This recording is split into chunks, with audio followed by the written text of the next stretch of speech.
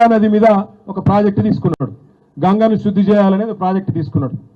2400 కిలోమీటర్ల పొడవు ఆ ప్రాజెక్టు. 2400 కిలోమీటర్ల పొడవు మీద నమామి గంగా అనే ప్రాజెక్టు తీసుకున్నాడు. దానికి మోడీ సర్కార్ ఇప్పటిదాకా ఖర్చు పెట్టింది 20,000 కోట్లు. 20,000 కోట్లు 2400 కిలోమీటర్లు. కానీ రేవంత్ రెడ్డి ఎంత గొప్ప ఎరికేనా, మూసి మొత్తం ప్రాజెక్టు 55 కిలోమీటర్లట. ఏడ ఆడికెళ్ళి మంచిర్యాల కాడికెళ్ళి ఇక్కడ కింద నాగోల్ దాకా ప్రతాప సింగారం దాకా 2400 కిలోమీటర్ల గంగకేమో 20,000 కోట్లట. కానీ రేవంత్ రెడ్డి ఎంత గొప్పోడంటే 55 కిలోమీటర్ల మూసీకేమో 1,50,000 కోట్లు ఖర్చు అవుతుందట. 1,50,000 కోట్లు. మరి మన ప్రభుత్వంలో ఉన్నప్పుడు మనం కూడా ఒక దశలో ఆలోచన చేసినాం.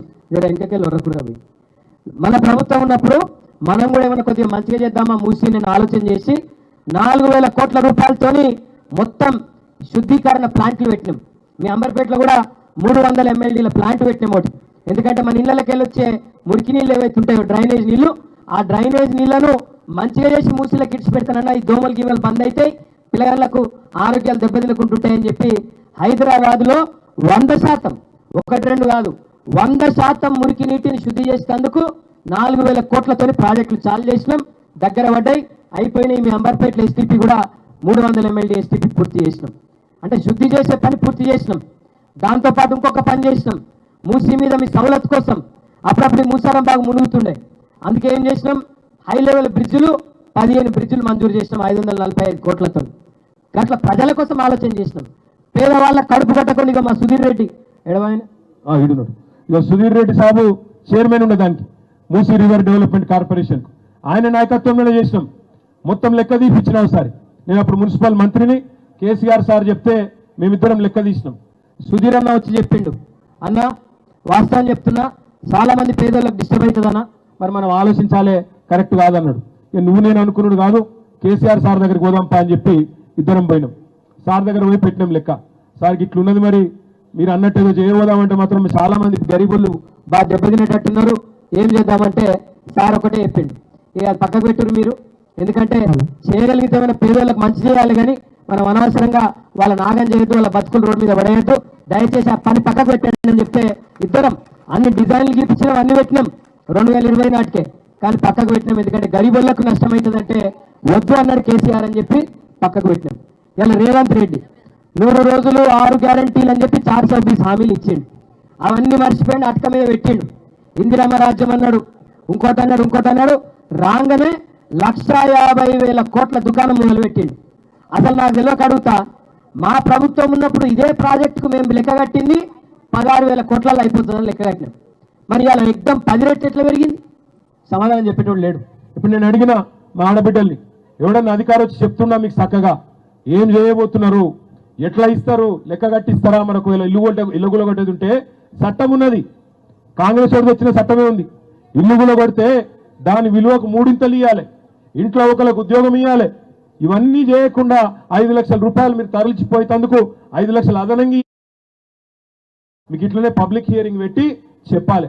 అంతేగాని సాటుగా వచ్చి రాసుకుంటాం, సర్వే చేస్తాం, మా అయ్యే జాగిరి లెక్క ఎటువంటి తట్టు చేస్తాం, తెల్లారి పోలీసులను పెట్టి బుల్డోజర్ పంపుతామంటే చూసుకుంటా ఊకునేందుకు కేసీఆర్ గారు మేము ఎవ్వరం కూడా సిద్ధంగా లేము, మీతో పాటు ఖచ్చితంగా కొట్లాడతాం ఈ ప్రభుత్వం మీద అనే మాట, ఒక్క ఇల్లు కూడా డిస్టర్బ్ కాకుండా కొట్లాడతామనే మాట నేను మీకు ఇస్తా ఉన్నా.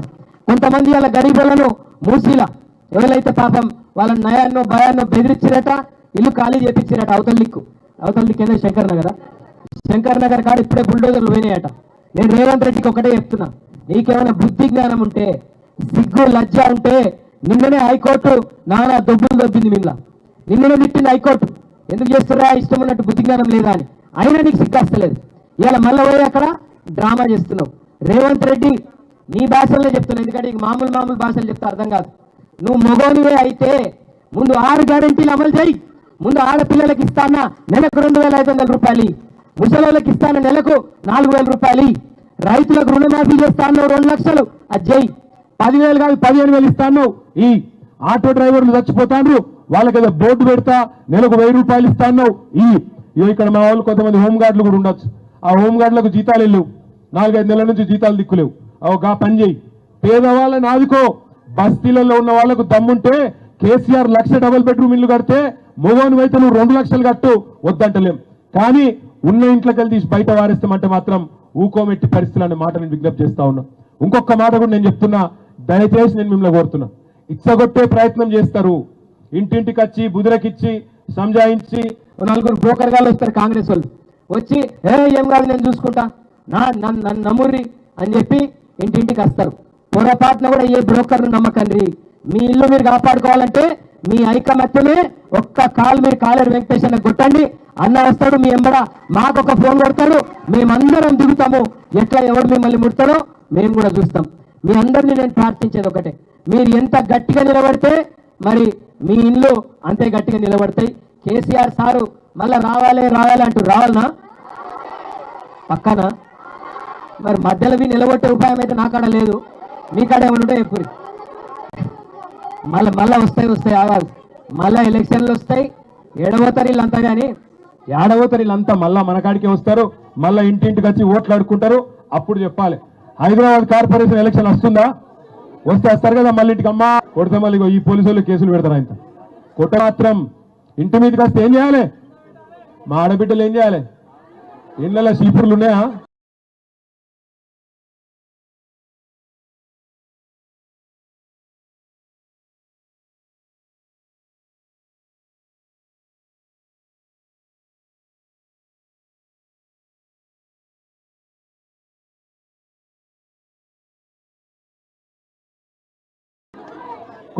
తయారు చేసిన మేమందరం ఉన్నాం. మీ ఇల్లు పోకుండా చూసుకునే బాధ్యత మాది, మీకందరికి అండగా ఉండే బాధ్యత మాది. గట్టిగా ఉండండి. మీరు మొగోళ్ళు సిపాయిలు మీరందరూ ఫోన్లు పట్టుకొని అవతల వడకురి, జర్రా ఇంటి మోకాన్ని ఉండుండ్రి, ఇల్లు కాపాడుకోండి. బ్యానర్లు పట్టుకున్నట్టు కాదు, ఫోన్లలో వెంటనే ఫోన్లు కొట్టాలి, రెడీ ఉండాలి. మీ చుట్టాలు గిట్టాలు అందరిని పిలుచుకోవాలి. ఎక్కడ వాళ్ళు అక్కడ అవసరమైతే బుల్డోజర్ గడ్డంగా పండుకోవాలి. మమ్మల్ని దొక్కుకుంటా ఓరబాయి అని చెప్పాలి. అట్లయితే వీళ్ళందరూ చక్కగా అవుతారు తప్ప, లేకపోతే రేవంత్ రెడ్డి లాంటి వాడు మంచి మాటకి వినడు. కాబట్టి దయచేసి ధైర్యంగా ఉండండి. మీకు అండగా కేసీఆర్ ఉన్నాడు. నేను ఇక్కడికి వస్తుంటే అక్కడ ఒక అక్క అడిగింది, అన్న మరి మా మీద మార్కింగ్ ఇచ్చిండ్రు ఏదో RBX అని, ఏం చేయాలన్నది. నేను ఒకటే చెప్తున్నా, RBX అని ఉంటే దాన్ని తుడిచిపారేసి కేసీఆర్ అని రాయండి. ఎవడు ముడతాడో చూద్దాం. కేసీఆర్ అని రాసి పెట్టి చెప్పురి. ఏందా అంటే అవు కేసీఆర్ సాబ్ చెప్పిండు, ఎవడు ముడతాడో చూస్తా అన్నాడు. RB అంటే అన్నయ్య చెప్తుండే వెనకకించి. RB అంటే ఏంటంటే రేవంత్ బుల్డోజర్ అని చెప్తుండు. RB అంటే రేవంత్ రెడ్డి బుల్డోజర్ అట. భయపడకురి మీరు, అందుకే తుడిచిపారేసి కేసీఆర్ అని రాయండి. పోలీస్ అన్నలకు కూడా నేను చెప్తున్నా, ఎక్కడున్నారు అగో జర మీరు కూడా అందరూ పేద కుటుంబాలకు వెళ్ళి వచ్చిన వాళ్ళు గరీబ్ గాల మీద జులుం చేయకుర్రి. మీరు డ్యూటీ చేయండి కానీ జులుం చేయకుర్రి. అనవసరంగా వాళ్ళు చారాన చెప్తే మీరు బారాన చేయకుర్రి. గరీబ్ వాళ్ళని సతాయించకుర్రి, పాపం తగులుతుంది, మంచిది కాదు. ఇంకోటి గవర్నమెంట్లు పర్మనెంట్ కాదు, వాళ్ళు పోతారు మళ్ళీ మేము వస్తాం. మీకెరికే మాకెరికే, జనం మూడేందో మీకు కూడా తెలుసు.